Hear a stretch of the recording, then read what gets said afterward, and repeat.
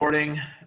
It is Monday, November 30th, 2020. This is African American Studies / Social Sciences. It's kind of a hybrid course that I've had to create because the curriculum for African American Studies is downright depressing, and I just don't want to rehash some of the same things. So I'm going to start class off with something that you guys probably have seen before. And we're going to be talking today about Jim Crow laws. I figured I'd start back, since we're doing African American history from I figured we started the 1850s, 1860s to the present. We learned about, if you were in class with me last semester or last unit, you learned about Reconstruction. You learned about industrialization and urbanization. Emancipation Proclamation, the 13th Amendment, the 15th Amendment, all these changes in society that gave people of color the rights to take part in the democratic process.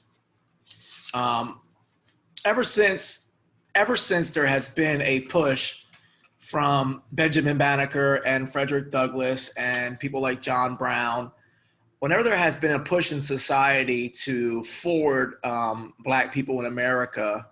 And you have to understand, when I say that word, I know we were having a discussion last class about that, and we will get back to that. Need to show you guys more information to show you that the idea of being Black is more a idea of construct than it is of actual pigmentation or melanation of skin. But that's a discussion that we'll have another day because we just don't want to open that bag of worms. So I want to start off with just to get some of your thoughts on what you're seeing, what you think it represents. I've done a little research on it myself. So let me share my screen with you. Hold on a second.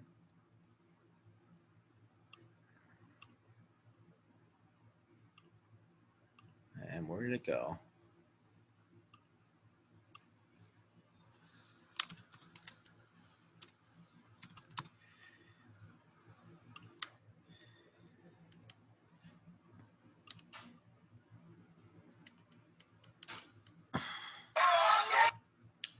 Oh, wait, hold on a second.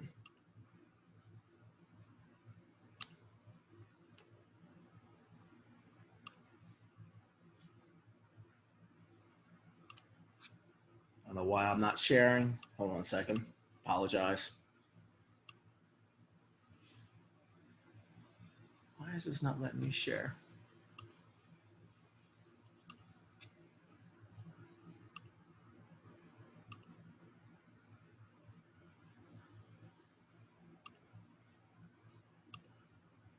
Okay.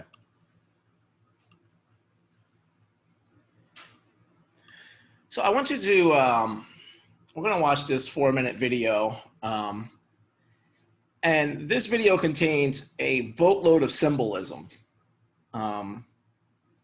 Before I put it on, I just want to know, does anybody know what the word symbolism means? I don't want to throw a term out there and not have you understand what it is. So what is symbolism, or what is a symbol? Something that represents something. Good. Something Like that represents. good. Something that represents something else as a whole. Since we're going to be talking about Jim Crow laws, I felt that this, even though this is modern, it has a lot of symbolism that involves the separation of people. And I'll just let it play, and you tell me if there's anything that you pick up, what type of symbolism, you know, if you have a little piece of paper with you. If you haven't seen it before, it may be a little bit jarring for you, but you have to understand that so has the Black experience in America has been a little bit jarring. There's nothing that I could put on this screen that could even come close to the atrocities that were committed. Not even close. So I'm gonna start this off. YouTube will kick it off when I go to post it online. So if you're in class, the other people will just have to watch it. Okay, because can you guys see my screen here? Okay.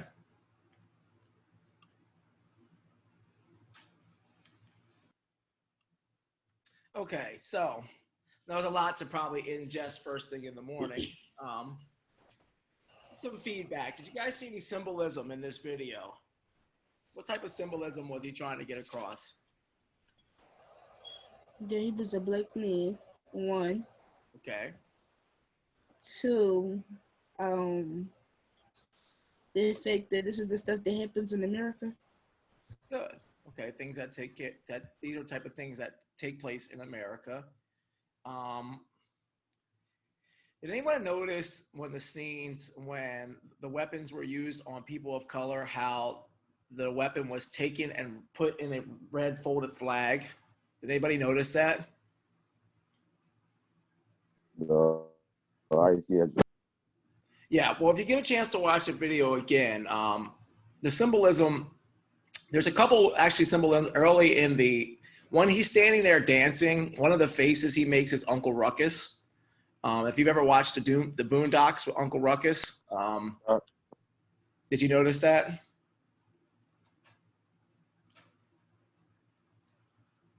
No. Okay. Well, Uncle Ruckus is a character in the Boondocks, if you know the Boondocks, and he's like a caricature of a person who feels like, you know, being black is a negative thing. I know who he is. You know, who he is? Yeah, that face that he made in the beginning, that's a Ruckus face. The pose that he took to shoot that man, the pose that he took, the way to stand, I'm going to show you. Let's see.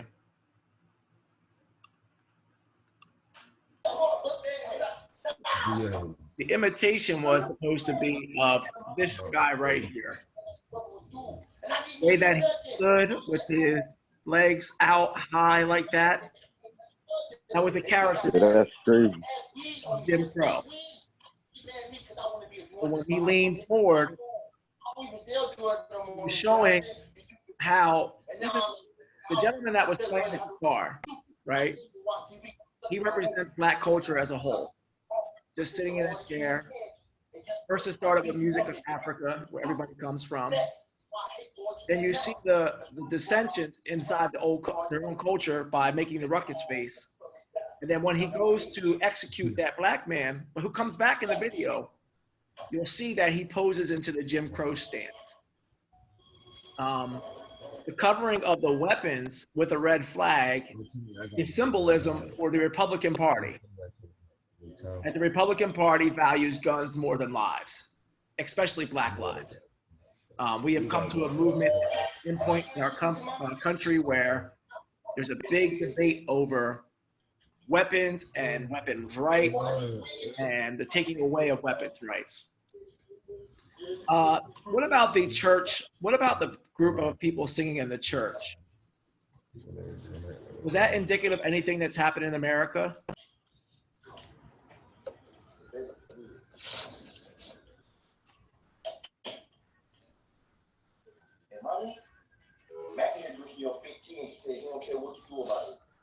Does anyone know who Dylan Roof is? She looks so fine. Who? Dylan Roof. And that's the white boy who killed all them black people in the church? Yes. Thank you, Quay. Yeah, I know what the boy is. That little reenactment there, once again, after he gunned down the church members, and of course it's all symbolic. When he gunned down, if you notice, the weapon was placed inside a rag with care. It was placed there gently. There's a lot more stuff in there. Symbolism of being barcodes. And he said that himself, I don't know who has their mic on, but I'm getting a lot of background interference. You can hear your whole house right now. So if you could mute, that'd be great. Thank you. The cell phone, if you notice up in the rafters, go back and watch it. You'll notice up in the rafters that there's people using cell phones. And that symbolism of, for the first time in American history, we can record the injustices that we're seeing in our society. And I don't know if anybody had a really good, keen eye, but if you notice one scene, all the dancing in the front was just distraction. All the dancing that they were doing in the front was to distract you. And its symbolism, really, literally behind them, was the white horse of the apocalypse, which symbolizes death. And while death is being perpetrated upon people of color, they have us caught up in Gucci. They have us caught up in Fendi. They have us caught up in name brands and name dances while the white horse of death is riding behind us and we don't even realize it. So there's a lot of smoke and mirrors in there. And the 22 seconds of pause was for the 22 children that were killed at Parkland High School. So there was a lot of symbolism jumped into one video, and I thought it would be fitting. So I wanted to study Jim Crow laws. This caricature here, he's not a character.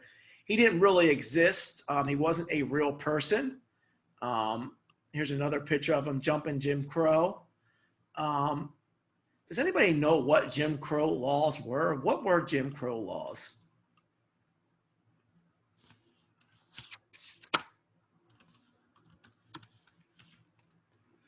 You will be appalled to find, I actually have some of the Jim Crow laws pulled up for you guys to look at. What were Jim Crow laws? And what were their purpose?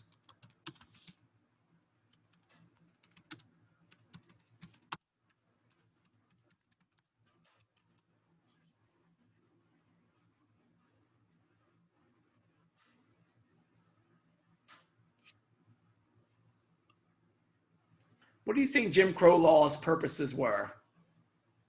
Good, thank you, Ahmad. To enforce racial segregation. Couldn't have said it any better myself.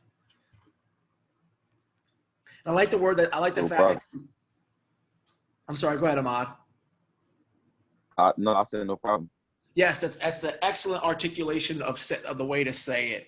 It's an enforcement of not just a way to keep people segregate, but an enforcement of it. Let me go over here. I have a PowerPoint that I wanted to show you.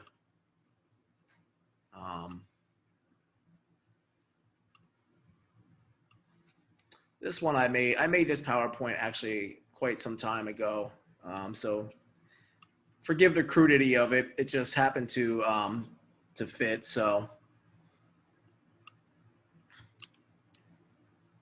Jim Crow laws, I don't know why that's like that. Jim Crow, that's Jim Crow there. The name has often been attributed to Jumping Jim Crow, a song and characters of African Americans, which means it was a negative caricature. Have anyone ever heard of a minstrel show before? I didn't. What's a minstrel show, Ahmad? I don't know. I said I don't Okay. Okay. Let me show you what that minstrel show was. In the 1920s and 30s, this has to do with Jim Crow too. Black people were not allowed to be in films or movies. They just simply were not allowed to be. So what happened was, it's called, you probably know it more familiar as blackface. You've probably heard that term before. But what happened was they would actually take white actors and paint their faces black and their lips very big and red. Here we go.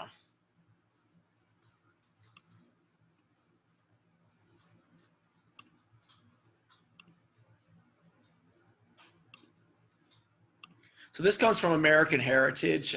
It's just a scholarly journal.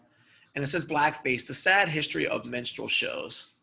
So in the 1800s, this is during the time of Jim Crow and Jim Crow segregations, whites would perform in blackface in minstrel shows, creating racist stereotypes that endured more than a century.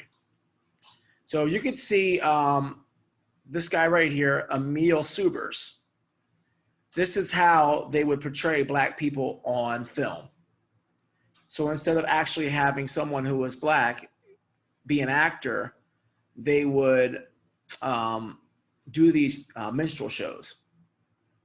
So if you can see in the third paragraph, it says minstrel shows began with the creation of a character of Jim Crow by a white performer, Thomas Rice, in 1828. And his eccentric song and dance soon became a national sensation. Interestingly, minstrel shows were more popular in the North than Dixie, especially in urban areas. The audiences were large, boisterous, and hungry for entertainment, says Toll. They hollered, hissed, cheered, and booed with the intensity and fervor of today's football fans. The minstrels had a long-lasting impact with cruel stereotypes that echoed in popular culture for 150 years. Abolitionist Frederick Douglass decried blackface performers as the filthy scum of white society who have stolen us from a complexion denied to them by nature, in which to make money and pander to the corrupt taste of their fellow white citizens. So that was blackface. These were part of the Jim Crow laws that were in effect during that time. And he was a basis for the separate but equal case. Without getting too technical, there was a case called Plessy versus Ferguson. It's a historical case that made everything separate but equal for schooling, for housing, for busing. It didn't change until 1955 with Brown versus the Board of Education. That's the case that overturned Plessy versus Ferguson. So my objective is, I want to be able to explain, and this is going to be our first checkpoint because we have grades coming up. And as long as you, so for the people that are here, Ahmad, Quay, Zaire, Kashmir, been doing so much better, by the way, I meant to tell you. Oh, welcome, Darion. I did not see you. Sammy, Nazir, sorry, I apologize. I did not notice you came into class. Welcome. But all the people that have been coming to school on a regular basis, who have shown effort and showing up, right now you are passing because we don't have any checkpoints to do, but we will shortly. So when you get your grades, the only way that you could be failing right now in my class is if you haven't been showing up. But so if I mentioned your name, okay, Quay. If I mention your name, then I've been pretty sure that you've been here and that you've been taking part in what's been going on with class. Okay, so we want to find out, how did Jim Crow laws discriminate against Black people in the USA? And then we're going to explain the role of the Ku Klux Klan in maintaining segregation in the USA. I would rather focus on number one for your lesson, on how they kept people segregated. Ahmad said it very well, to enforce racial discrimination. So question, is racial discrimination still enforced today? Is there any legal form of racial discrimination? Think about it. I don't think so. You don't think so? Okay. I think that's just happening. It's happening. You think just what happened happens? Yeah. So what if we looked at statistics, Ahmad, and realized that in certain geographical areas that 95% of the people living there were Black or Latino? Or if we looked at certain job opportunities over $100,000 and found that only 5% of the people doing those jobs were Black or Latino? Are they forms of Never mind. I take it back. I take it back. Okay. All right. I mean, I didn't want you to take it back. I just want you to think about it.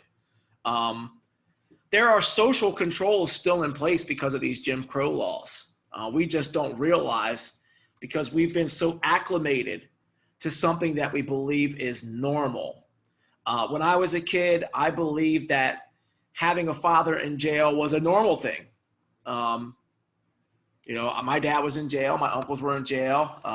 My friends' dads were in jail. I thought that was a rite of passage per se. I thought that that was something that was normal. I didn't realize that dads were not supposed to be incarcerated.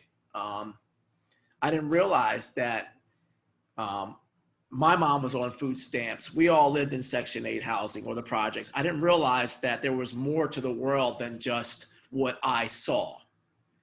So there is legal segregation in America. We've just changed it. We just spent 4 years of our country's time rekindling those spirits of past ghosts, of past demons, of anger and hatred and resentment toward each other.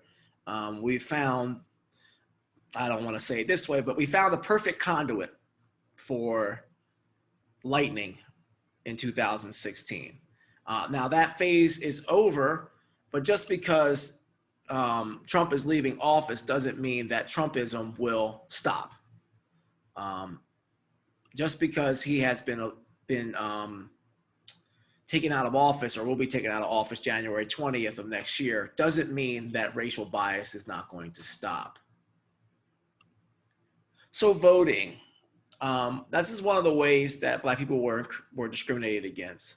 Poll taxes and literary requirements meant many Black people were denied the vote, which means that they would make you actually pay to vote, which is wholly and totally unconstitutional. And these literary requirements, this means that you would have to go in and they would ask you, which I'm sure that if we did a poll today, Ms. Cat, I don't mean to pick on you, but what's the 7th Amendment? You're an educated woman. What's the 7th Amendment?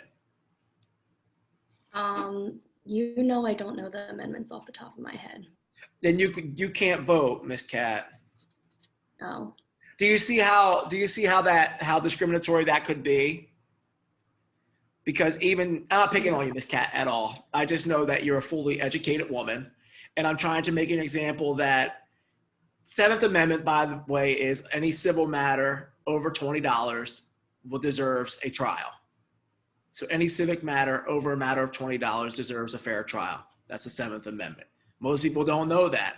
But these are the type of things that would go on when people would go to vote. They would ask them to recite the first 3 lines of the Constitution. Can anyone here recite the first 3 lines of the Constitution? Besides me? No, not me. Can anyone recite the first 3 lines of the Declaration of Independence?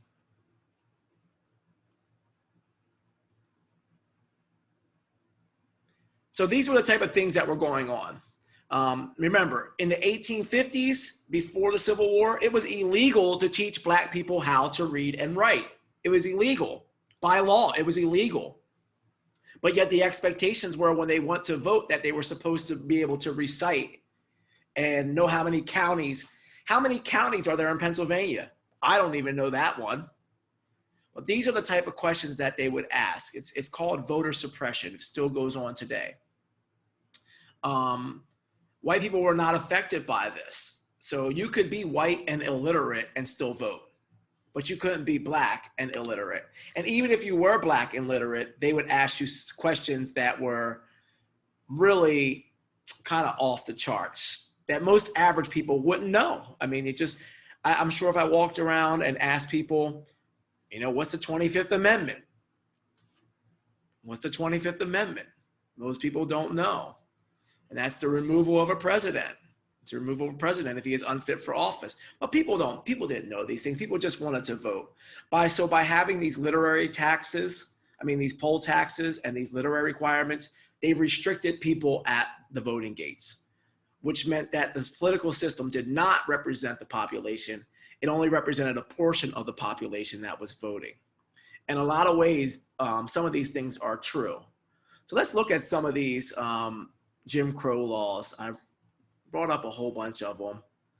Now they have to understand that this is not another, I know that you guys are young and stuff, like when you see these dates, it seems so long ago.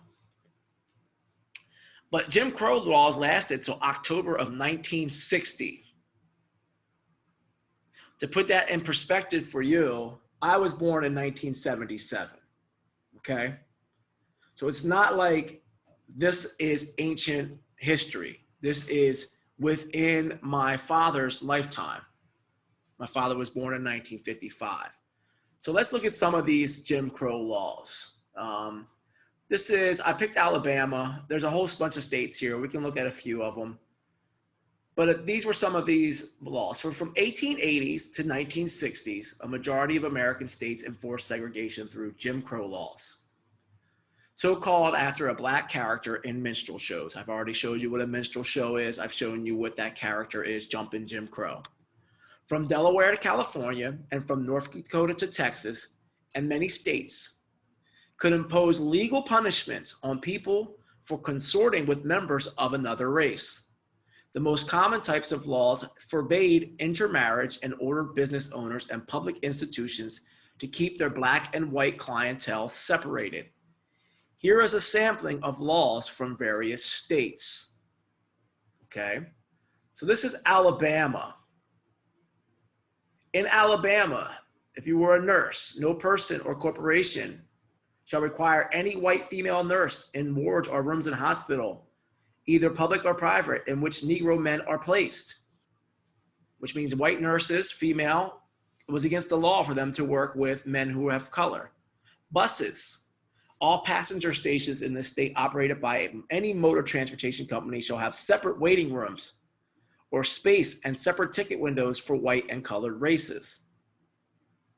Restaurants, it should be unlawful to conduct a restaurant or other place for the serving of food in the city at which white and colored people are served in the same room, unless such white and colored persons are effectively separated by a solid partition extending from the floor upward to a distance of 7 feet or higher, or unless a separate entrance from the street is provided for each compartment. Even in a billiard room, it should be unlawful for a Negro and a white person to play together or in the company of each other at any game of pool or billiards. And toilets, every employer of white or Negro male shall provide such white or Negro males reasonably accessible and separate toilet facilities. Now that's just one state, okay?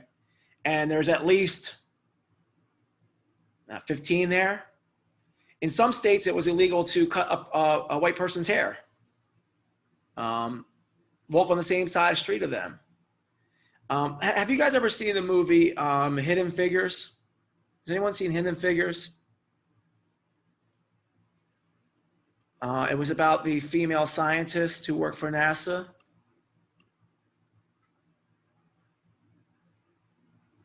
Okay, that's a good question, Ahmad.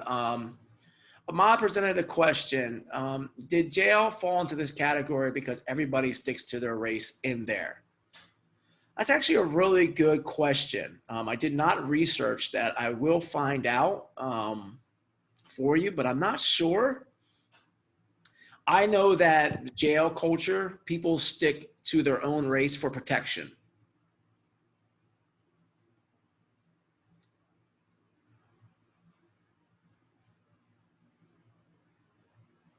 Are you there, Ahmad? Yeah. So I think that just happens to be, I think prison is indicative of society. And if we live in a segregated society, then naturally when we go to prison, we would be segregated even more. Just knowing all the friends that I've had that go on to prison, and yeah, and respect is part of it too. But I think a lot of it is self-preservation. It's an unfortunate fact that people feel more comfortable with people that look like them. It's just one of those unfortunate facts. When I was in social work, we did social experiments where we had volunteers come into a room and we gave them no seating designation whatsoever. We just invited 20 people. This was when I was at Temple University, and we invited 20 people into a room and we didn't give them any seating assignments. And do you know what people did? What do they do? They naturally segregated themselves. Which means, Where yep, it's why it was a social experiment. We didn't tell them till afterwards. People walked into a room. Women went to kind of more with women, men with men, black people with black people, and white people with white people. This happens all the time. We do this by nature. We just don't realize it. People segregated themselves even when they weren't told they had to segregate themselves. They did it. So why do you think this happens in our society? Why do you think people naturally, I mean, we have these laws like Jim Crow, like it's ridiculous that I couldn't play pool with somebody if they were white. Like, what sense does that make? Why do you think people naturally segregate into their own race?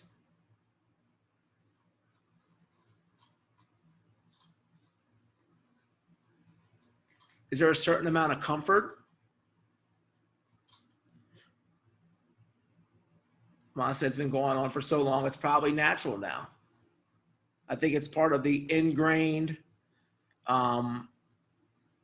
mentality of Americans. We just don't realize it because it's, like Ahmad said, it's been going on for so long that we don't even, let's look at another state. I lived in Missouri. Don't ask me why, but I did live in Missouri. Not a fun time for me. Wow, look at that one.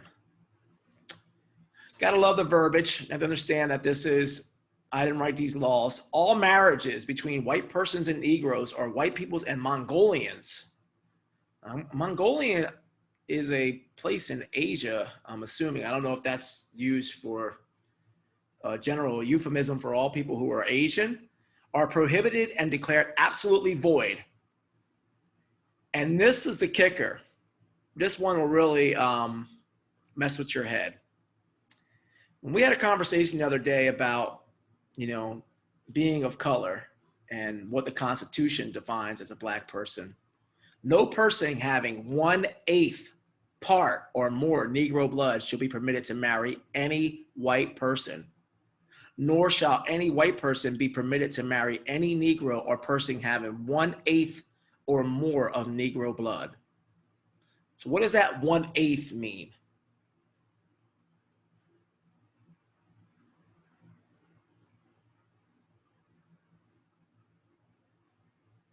Say that again. It says that intermarriage in Missouri during Jim Crow, that a white person could not marry any other person, even if they were white, that had 1/8 Negro blood. Where are they getting that 1/8 from? Where are they getting that fraction from?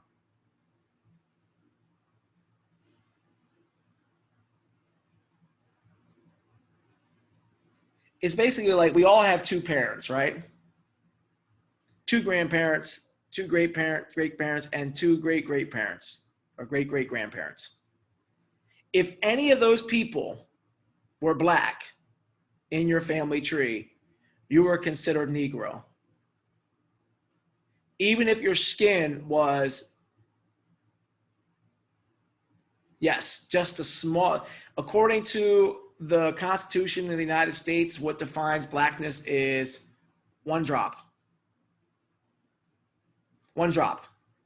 If you have one drop of Black blood, and this has been accepted for a long time in America, that you are African American.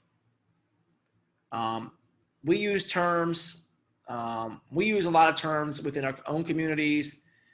We say people are brown skin, dark skin, light skin. According to the law, it doesn't matter. Especially in places like this. I lived in Missouri. I've never been pulled over more in my life. Probably didn't help that I had dreadlocks at the time, but I got pulled over daily in Missouri. And I was in Missouri to study the Bible, of all things. I went there to be a minister and face more harassment than I've ever had in my entire life. I didn't stay in Missouri for very long. But these laws were designed to keep people from interacting. It's kind of hard to run a business when you can't have customers that you want. You couldn't open could you imagine? I mean, think about today, like how many nail shops are owned by people who are Asian? I mean, in the city of Philadelphia, how many nail shops do we have that are owned by people who are not black or who are not white. A lot. It would be counterintuitive to commerce. You wouldn't be able to make any money if you could not have people that you wanted to come in. Imagine open the barber shop and they told you you can only cut these type of people's hair or this person's hair, or you're not going to be able to make much money. You're just not going to be able to make much money. And that was the design. So with voting, it was designed to keep us out of voting. So that's one of the ways. So if you want to write that down somewhere, one of the ways that blacks were disenfranchised. That's a word that I need to have you get familiar with. Hopefully I spelled it right since it's a big old fancy word. Did I spell that right, Miss Cat? I think so.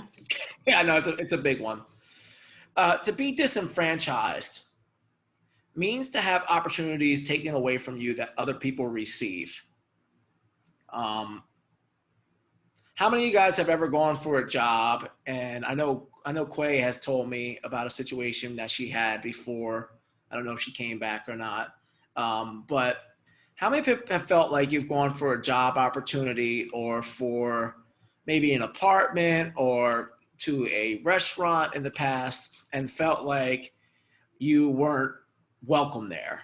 Did you ever get a sense that you weren't welcome? No, I ain't never feel like that. Ain't nobody make me feel uncomfortable nowhere. No. No? Yeah. Okay.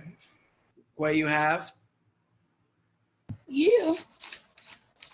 With the Especially go ahead. it be the no, that's what good man. It be the beauty shop salon, it be the hair stores. They be making me feel like I'm out to steal when I'm knowing I got money in my pocket. Just cause one dumb apple done stole for y'all, don't mean the rest of us going to steal. I had to tell my Asian lady, like, no, okay. She was like, you gotta leave. I said, leave for what? I got money. Like, I had to really prove my.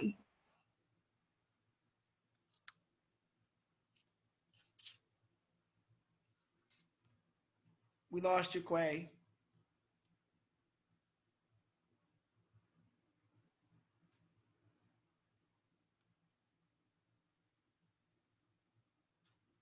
Is that just me or did I lose Quay? Yeah, she dropped off.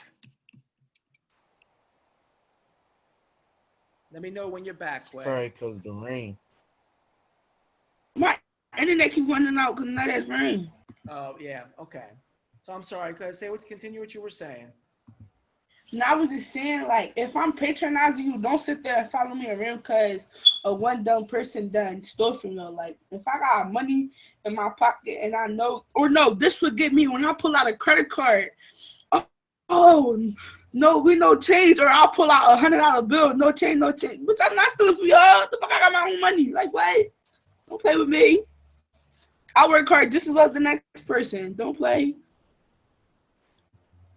Okay, good. And that is a form of, for me personally, I feel the same way, Quay. If somebody gonna follow me around their store, I'm going to a different store.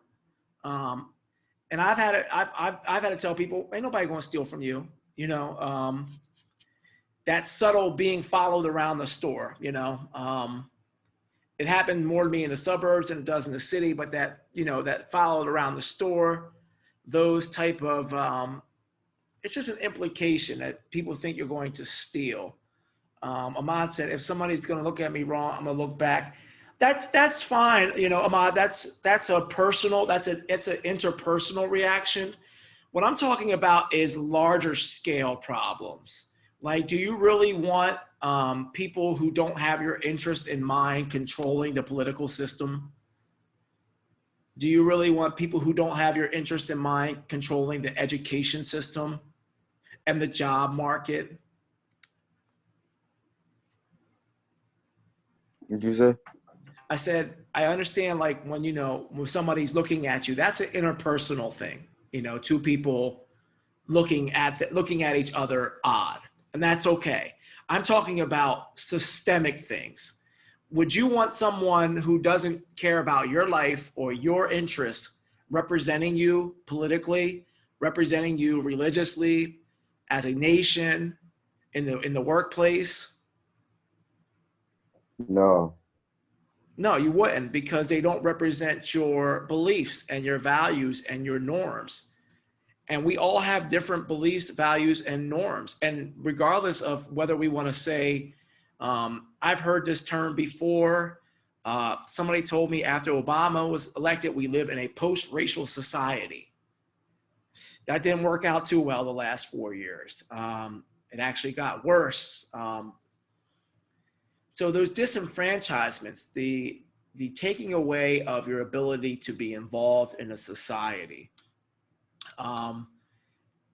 You don't have to say to someone, I was thinking about this the other day, like, you don't have to say, I'm not letting you get education because of where you live. Because I've worked in Kensington and I had poor white children there. You know, I had poor Latino children there. I had children of all different ethnicities there who happened to just be poor. That was, you know, I grew up poor, so there's no judgment in that. But it does definitely take away from your education. That was my next thing, schools. White pupils and black pupils up until 1955 did not go to school together. The Supreme Court with Plessy versus Ferguson said that as long as they were equal, then this was fine. And I'm gonna say something controversial, and you can tell me whether you agree or not. But I believe the desegregation of schools was actually harmful for black people. Does anyone disagree or agree with me on that?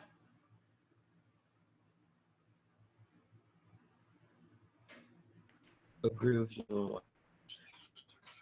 I'm making a statement saying that the desegregation of school, of black and whites in school, was actually more detrimental to black people than white.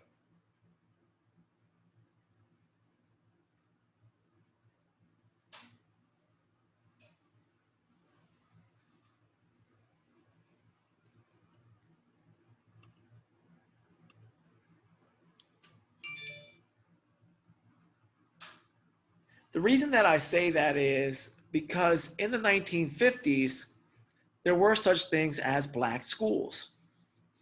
And there was a plethora of trained black teachers. And when schools integrated, the white schools didn't hire the black teachers. They didn't hire them. And through the 1950s and 60s and 70s and 80s and to today, you saw a drop off of qualified, educated black teachers. And that's statistical.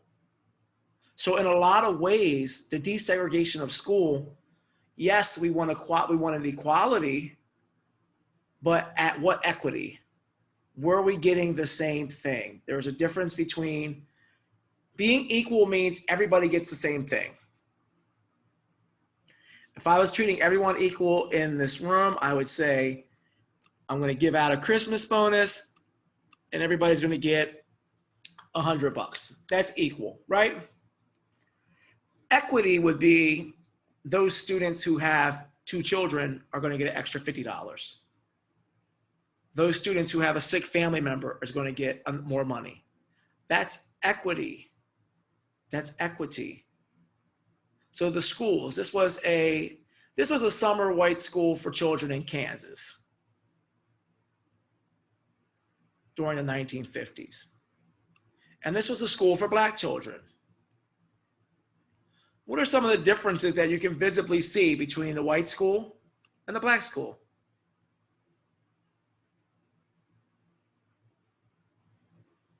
What you mean?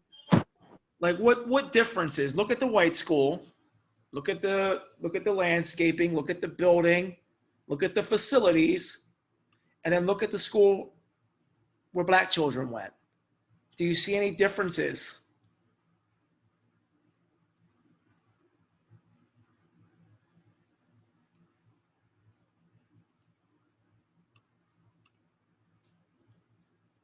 Yeah, thank you, Sammy. The white school looks a lot more, yes. It looks like an old barn, right? It doesn't really look like, these are actually called farm schools. And this is the way that a lot of Black children were taught before modern education. So there was a difference, and that's equity. It's not equality. The way, and that's remember, that's coming from the 1950s. And their school more looked like it does. It looks like an old barn. It looks like an old farmhouse, right? It looks like there'd be some Yeah, white chickens. schools more better than the black schools.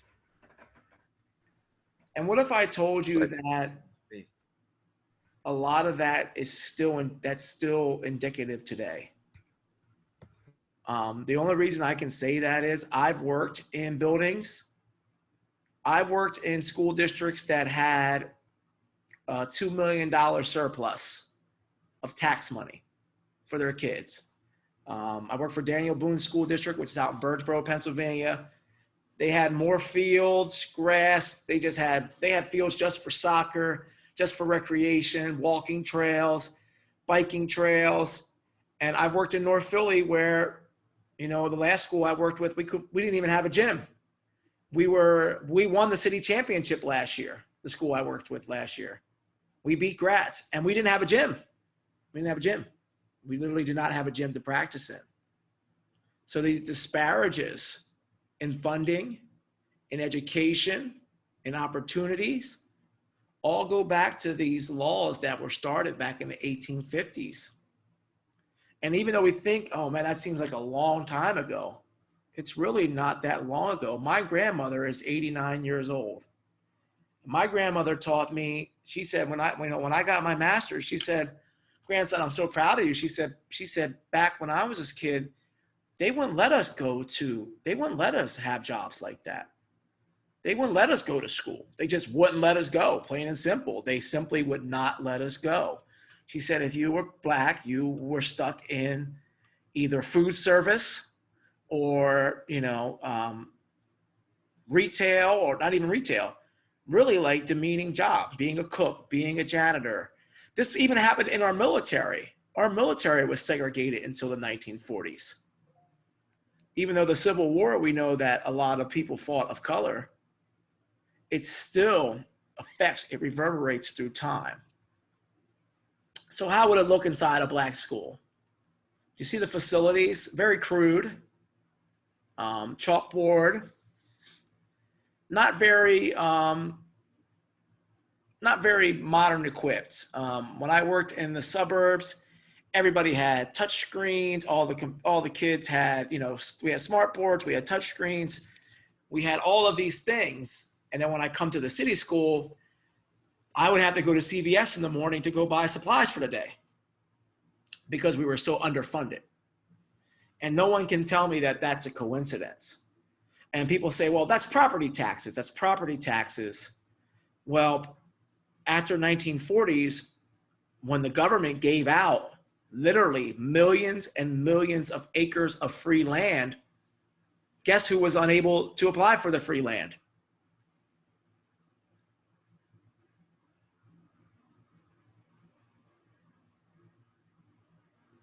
African Americans. African Americans. They didn't give us homes. They gave everybody else homes. They would not give loans to Black people. That's still hard today. It's a stigma, to get loans, to get property. People look at you funny still. People think that, I've heard it because I'm culturally more than one background. And I've heard things like, all it takes is one. I've heard those racist things since I was a kid. All it takes is one Black moving in, and then all the Blacks are going to move into the neighborhood, and the neighborhood's going to go down the tubes. That's how people in in suburban life think, that they're going to ruin the neighborhood. Places like Brooklyn, Northeast Philadelphia used to be white areas. If you go to the Northeast, you'll see a lot of something. It's called baseball fields.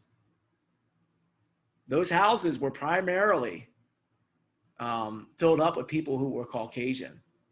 So even in our own city, we can see the effects of these laws, of these restrictions. This was a Mexican school. So they not only had black and white schools, they had Mexican schools. And the Mexican school, you know, it looks like a small home almost. So education, voting were two of them, and then social restrictions. I'm gonna keep going back to what Ahmad said about enforcing racial segregation, not even giving it a choice. And marriage. Who believes that you should be able to marry who you want to?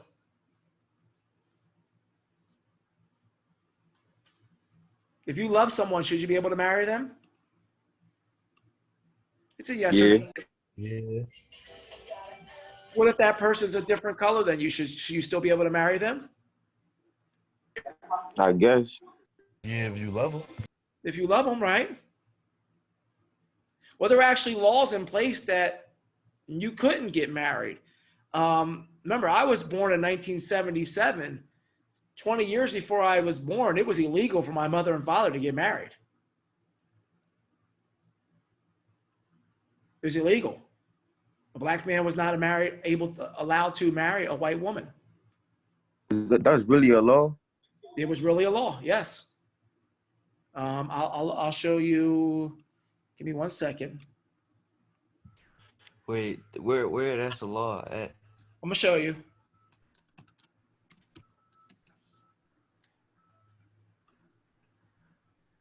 Okay.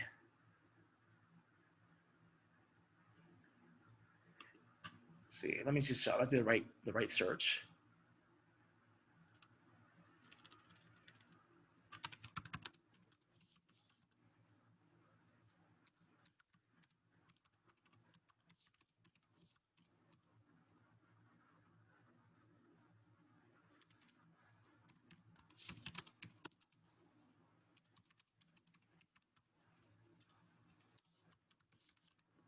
Okay. All right, I got it up here. Let me show you.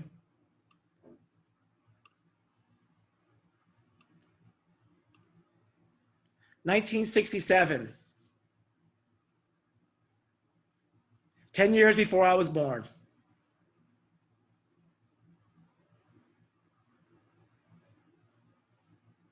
That's crazy.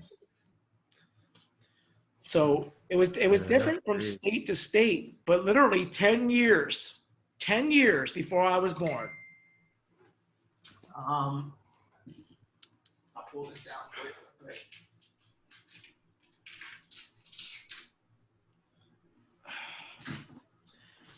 This is my mother and my father on their wedding day.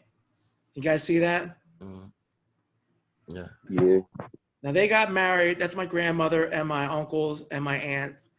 They got married in 1991, but they were together since they were actually together since 1968. And at one point in their relationship, they weren't able to be married. So up until 1967, there was still interracial marriage laws. And which is kind of crazy today because there really seems to be it's a commonality now for people to be married to people of other races. We don't even really think about it. As of 2008, I mean, people who are gay are allowed to be married to each other. You know, that was a big change in society. But you really think about it, in 1967, it wasn't even orientation. It was just race. You weren't allowed to. So if I met a girl that was a different complexion than me and I wanted to marry her, I couldn't do that. They would not at the courthouse give me a license to marry her. I may end up in jail. Men have been jailed for trying to marry. You can get booked for that? What's that? Yeah, they could lock you up. Wow. So people used it, it was intimidation. They knew that they weren't going to be able to get married, so they stopped going. They just lived in secret. Um, this guy right here, everybody knows who this guy is, right? He's on a nickel, Thomas Jefferson. Yeah. Okay. How many people knew that Thomas Jefferson had a black wife? Never You knew that. lying. I am not He ain't had lying. no black wife. I don't tell He lies. never had a black wife. I teach history. Her name is Sally Hemings. He had 5 black children also. Yo, I never knew that to this All day. this time, I'm thinking this man had a white wife. He 19 actually years had a old. black I'm wife. gonna show you who she was. She's pretty cute too. Let me see. Hold on. This is Sally That's Hemings. crazy. This is Sally Hemings right here. That's a picture of her. She is a black woman, and she was Thomas Jefferson's wife. That's something we learned today. 1, 2, 3. She had one. I think they had no. They had 5. 1, 2, 3. They had 5 children together. And her, she was an enslaved woman of mixed race. So someone in her, so she'd have been like me. So her mom or dad had to be black, but she was married to Thomas Jefferson. That was his wife. A lot of people in history had black wives. They just couldn't tell people. So it says, years after his wife's death, Thomas Jefferson fathered at least 6 of Sally Hemings' children. 6, not 5, 6. And the funny thing is, he gave her freedom, but nobody else. There was another guy in history. What is his name? Absolutely. You can't stop love. And to try to quantify it or try to limit it, it's just not going to work. So if you learned anything for today, you learned that Thomas Jefferson had a black wife. That's a new thing for you. Even though it's not known, Thaddeus Stevens. He has a college here named after him. His wife was also black. And if you know anything about Thaddeus Stevens, he was a proponent for the 13th Amendment. There's actually a story that after the 13th Amendment was ratified, that he took it home for that night and gave it to his slave wife. He wanted her to be the first one in the country to see it.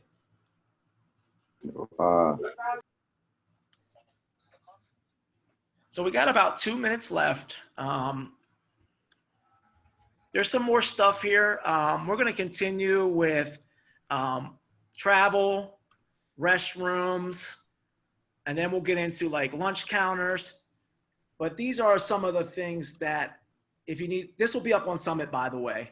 I'm going to put the first checkpoint up today. And here's some of the things that you'll need to know.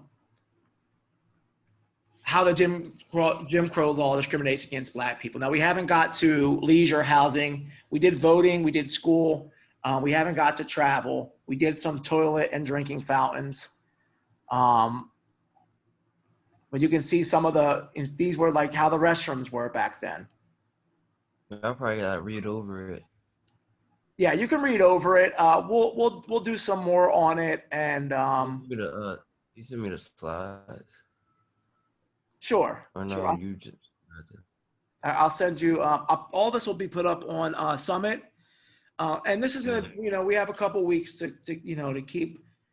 We'll be doing this in a timeline.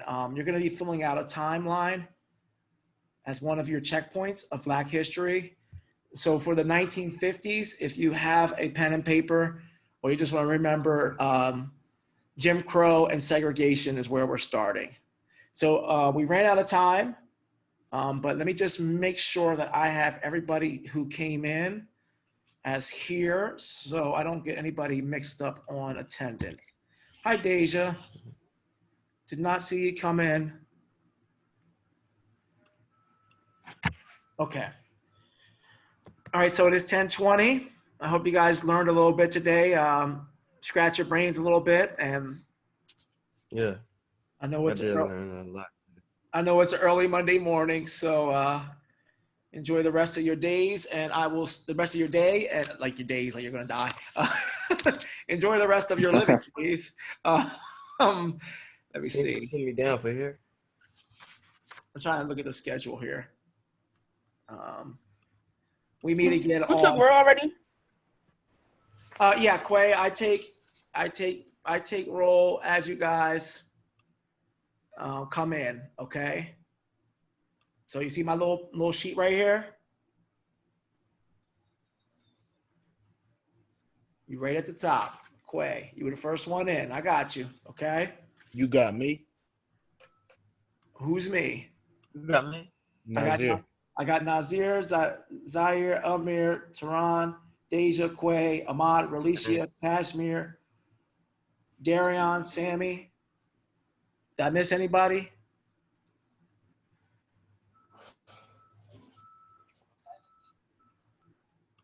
Okay. All right. Have a good day, folks. Thank you, Miss Cat, for opening up this morning. Hey, Y'all enjoy the rest of this rainy day. I need your code for Summit. Okay. You guys You can wanna send that recognize to the me? Joe Zaire. I'm going to stay on for a second. I'll send it to you. Just stay on. Don't go nowhere. Bye, everyone. Thank you.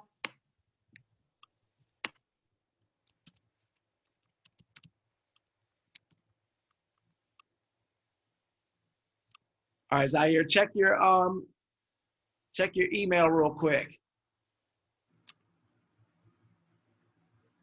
Deja, you need the summit codes too? Yes. Okay, I'm sending them to you now. Hold on. Zaire, did you get them?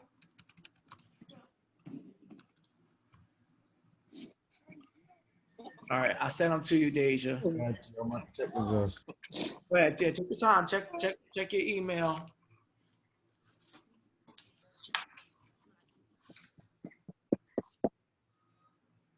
Wait, what I got you for again? Let me see, Zaire. I have you for African American history on Mondays and Thursdays. I'm trying to see if I have you for anything else. Hold on.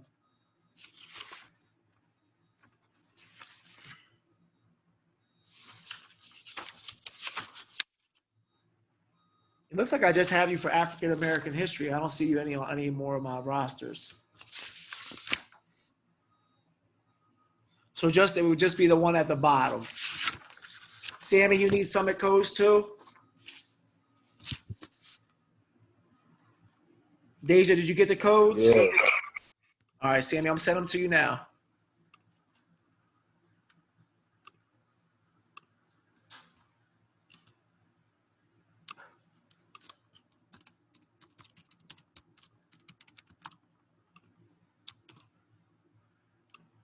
Okay, I sent them to you, Sammy. Check your email.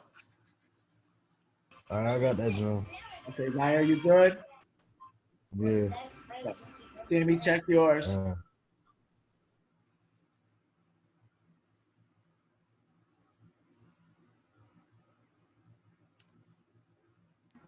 I got it. Thank you.